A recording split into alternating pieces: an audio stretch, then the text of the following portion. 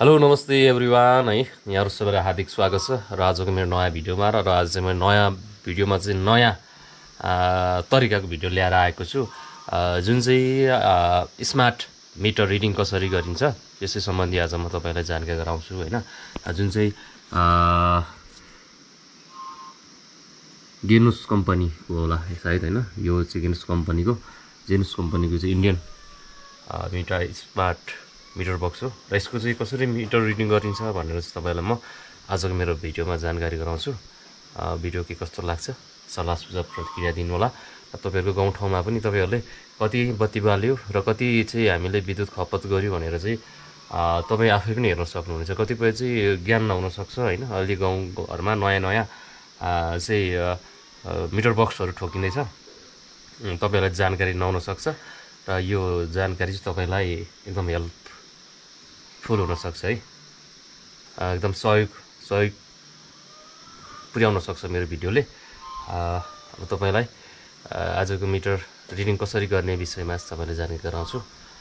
अब लागौं है हामी चाहिँ भिडियोतर्फ। ओके ल है हामी चाहिँ मिटर बक्सको अहिले अगाडि आइपुगेका छौं। सर्वप्रथम त पहिला तपाईको मिटर बक्स खोल्नु पर्ने हुन्छ हैन मिटर बक्स खोल्नु पर्ने हुन्छ अनि टक्क मिटर बक्स खोले पछाडी यहाँ तपाईको एउटा थिच्ने बटन हुन्छ है थिच्ने बटन हुन्छ अनि तपाईले यहाँ चाहिँ टक्क थिचे पछाडी पुश भन्ने एउटा अप्सन आउँछ हैन पुश अप्सन आउँछ अनि तपाई पुश अप्सनलाई त्यस पछाडी भनेको अहिले तपाईको चाहिँ यो टाइम हो अहिले चाहिँ 7:33 गएको अवस्था छ हैन 20 सेकेन्ड यो पनि एउटा तपाईहरुलाई टाइम हेर्नको लागि आवश्यक नै पर्छ यो टाइम दिन्छ है यो तपाईको यो पनि हामीलाई आवश्यक छैन तपाईको यो हो तपाईको हामीले 248 किलोवाट आवर है हामीले विद्युत खपत गरेको विद्युतको मिटर रिडिङ चाहिँ यसरी देखाउँछ। यहाँ तपाईको 248 हैन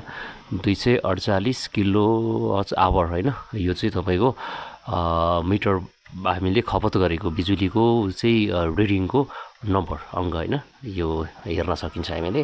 त्यसैगरी बीपी भनेको चाहिँ तपाईको बेस्ट पावर भनेको यो बेस्ट पावर भनेको यो खासै हामीलाई आवश्यक पर्ने होइन है गाइस यो हामीले खासै आवश्यक पर्दैन। त्यसैगरी यो पनि खासै हामीलाई आवश्यक छैन तपाईको यो पनि आवश्यक छैन तपाईको यो अब त्यसपछि यो चाहिँ हामीलाई आवश्यक पर्छ है तपाईको किनभने यो भनेको 233 भोल्ट 60 यो चाहिँ हामीले भोल्टेज हेर्न सकिन्छ। यहाँ चाहिँ तपाईको किनभने बेला मधुरो आउँदा हैन पावर नपुग्दाखेरि चाहिँ भोल्टेज कति आयो भनेर हामीले यहाँ हेर्न सकिन्छ। त्यसैगरी हाम्रो अब कुनै फेस बेला नआउन सक्छ नि त नआउँदाखेरि चाहिँ कति भोल्टेज आयो यही हेरेर पनि हामीले भोल्टेज छुट्याउन सकिन्छ। यो चाहिँ अहिले चाहिँ 232 भोल्टेज हैन अहिले यो चाहिँ कस्तो भने तलमाथि भइरहन्छ है अनि खासै हामीले आवश्यक पर्ने भनेको त्यो यिनी हुन् है। अब मैले अघि तपाईलाई देखाएँ यहाँ भोल्टेज हैन यो भोल्टेज अहिले 232 कहिले 33 यो चाहिँ तलमाथि 40 48 सम्म चाहिँ तलमाथि चाहिँ गरिरहन्छ हैन यो चाहिँ भोल्टेज तलमाथि गरिरहन्छ।